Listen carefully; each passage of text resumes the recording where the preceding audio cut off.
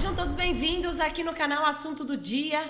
Cássio Nunes Marques, ele é colocado numa polêmica sobre o voto impresso.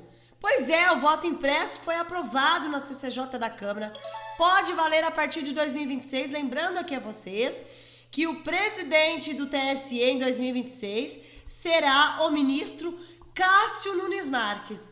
Entenda sobre o que aconteceu, né? Desde então o Congresso já tentou algumas vezes estabelecer o registro, né, sobre o voto impresso. Qual foi a fala, qual foi o envolvimento aí do Cássio Nunes Marques? Postagens que diz que Nunes Marques virou a cabeça de ministros sobre o voto impresso. Deixe o seu like, compartilhe, se inscreva e ative o sininho para ser notificado todos os dias. A nossa fonte é o Terra e também juntamente com a Revista Oeste. Então fique ligado aqui conosco, esta informação é importantíssima que você saiba. Deixe aí o seu like, compartilhe o máximo que você puder. Pessoal, nós estamos aqui para trazer a verdade. Postagem ao dizer que Nunes Marques virou a cabeça de ministro sobre o voto impresso. O que aconteceu? Qual a polêmica sobre esse assunto? O que estão compartilhando trecho de discurso do vice-presidente do Tribunal Superior Eleitoral, Cássio Nunes Marques.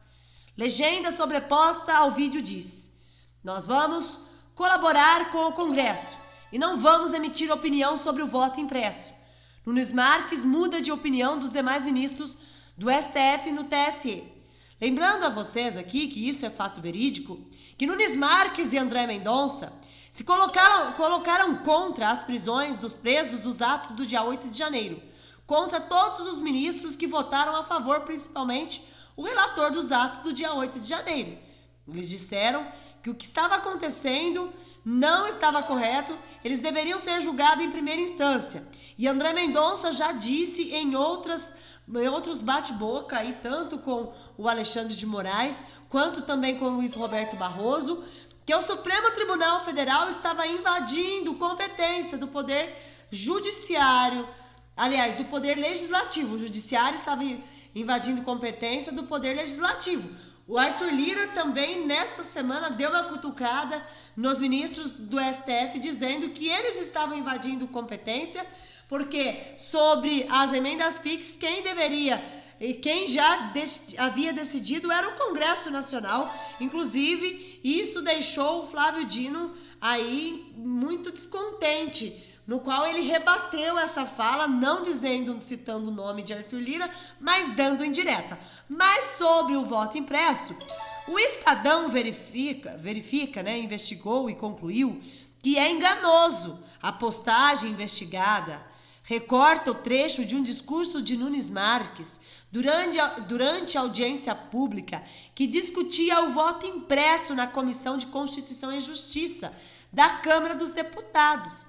A postagem omite parte da declaração em que o ministro reforça a idoneidade do atual sistema de votação.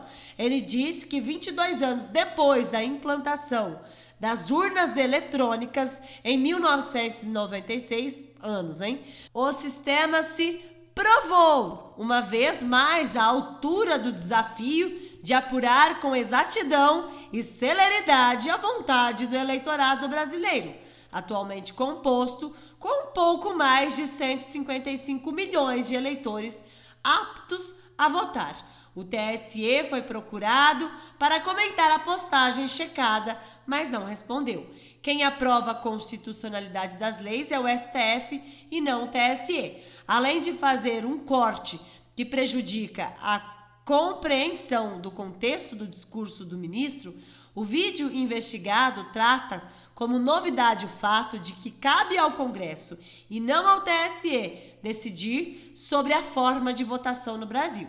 Ao TSE cabe a organização do pleito e o julgamento de ações relacionadas às eleições, segundo a legislação vigente no Brasil. Nas leis são formuladas e aprovadas pelo Congresso Nacional. enquanto o controle de constitucionalidade de uma lei cabe ao Poder Judiciário, especialmente ao STF. Lembrando aqui para vocês, pessoal, o Supremo Tribunal Judiciário tem invadido, sim, muitas das vezes, competência do Poder Legislativo. Não somente das emendas PIX, porque isso é interesse dos parlamentares, não do povo brasileiro.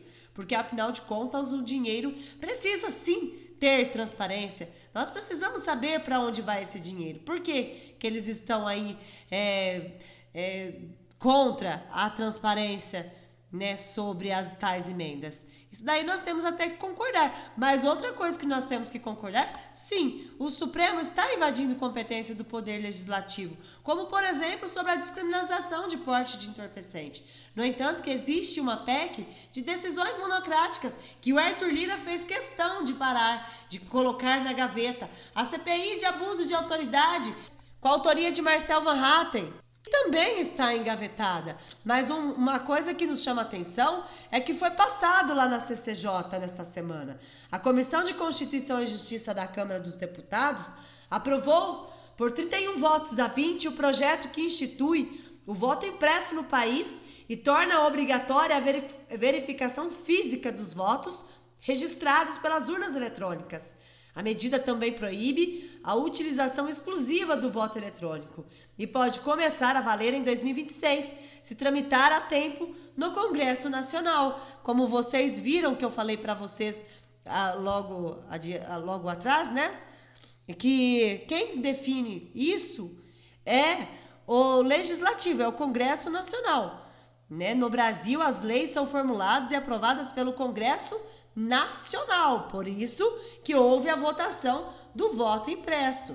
E o TSE, né, o Supremo Tribunal Federal tem um controle de constitucionalidade de uma lei que cabe ao Poder Judiciário, especialmente ao STF. Então, sobre aí o projeto de lei de autoria do deputado Carlos Henrique, do União Brasil, altera a lei das eleições para possibilitar o voto impresso.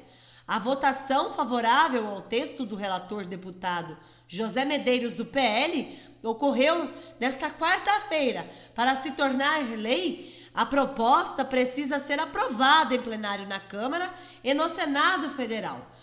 O relatório aprovado na CCJ determina a obrigatoriedade de recontagem pública de 5% das urnas eletrônicas ao final da votação.